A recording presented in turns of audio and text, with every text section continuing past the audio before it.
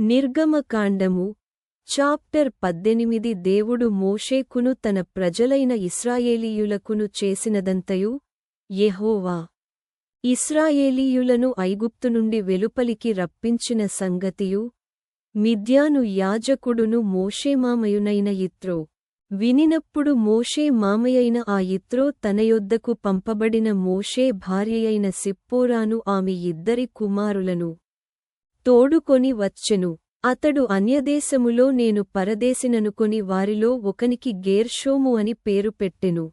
నా తండ్రి దేవుడు నాకు సహాయమై ఫరో కత్తివాత నుండి నన్ను తప్పించెననుకొని రెండవవానికి ఎలీయెజరని పేరు పెట్టెను. మోషే మామయైన యిత్రో అతని కుమారులనిద్దరిని అతని భార్యను తోడుకొని అరణ్యములో దేవుని పర్వతము దగ్గర దిగిన మోషే యొద్దకు వచ్చెను. యిత్రో అను నీ మామనైన నేనును నీ భార్యయు ఆమెతో కూడా ఆమె ఇద్దరు కుమారులును నీ యొద్దకు వచ్చియున్నామని మోషేకు వర్తమానము పంపగా మోషే తన మామను ఎదుర్కొనపోయి వందనము చేసి అతని ముద్దు పెట్టుకొనెను. వారు ఒకరి క్షేమము ఒకరు తెలిసికొని గుడారములోనికి వచ్చిరి.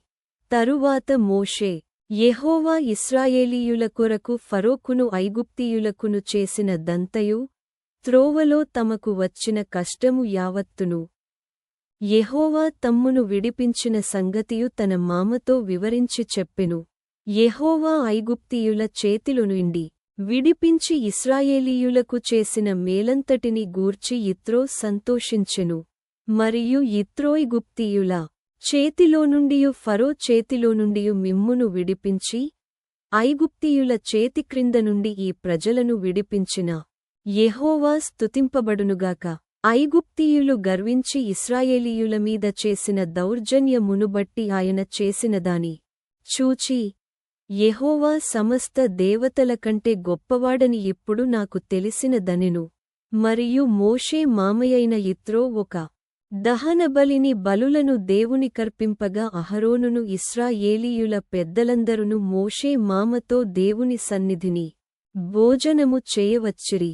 మరునాడు మోషే ప్రజలకు న్యాయము తీర్చుటకు కూర్చుండగా ఉదయము మొదలుకొని సాయంకాలము వరకు ప్రజలు మోషే యొద్ద నిలిచియుండిరి. మోషే ప్రజలకు చేసినదంతయు అతని మామ చూచి నీవు ఈ ప్రజలకు చేయుచున్న ఈ పని ఏమిటి?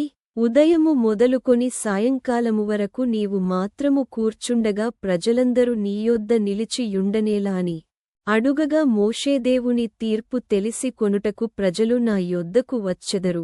వారికి వ్యాజ్యము ఏదైనను కలిగిన ఎడల నా యొద్దకు వచ్చెదరు. నేను వారి విషయము న్యాయము తీర్చి దేవుని కట్టడలను ఆయన ధర్మశాస్త్ర విధులను వారికి తెలుపుచున్నానని తన మామతో చెప్పెను.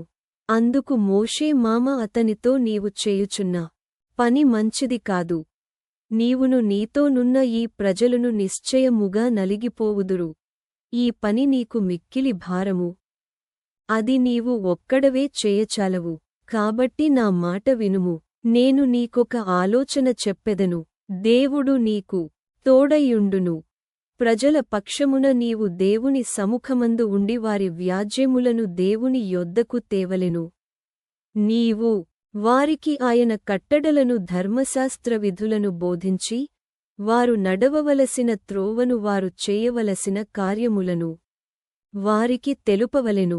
మరియు నీవు ప్రజలందరిలో సామర్థ్యము దైవభక్తి సత్యాసక్తి కలిగి లంచగొండులు కాని మనుష్యులను ఏర్పరచుకొని 1000 మందికి ఒకనిగాను 100 మందికి ఒకనిగాను 70 మందికి ఒకనిగాను 10 మందికి ఒకనిగాను వారిమీద న్యాయాధిపతులను నియమింపవలెను.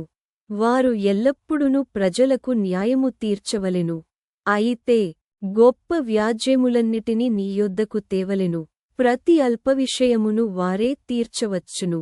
అట్లు వారు నీతో కూడా ఈ భారమును మోసిన ఎడల నీకు సులువుగా ఉండును.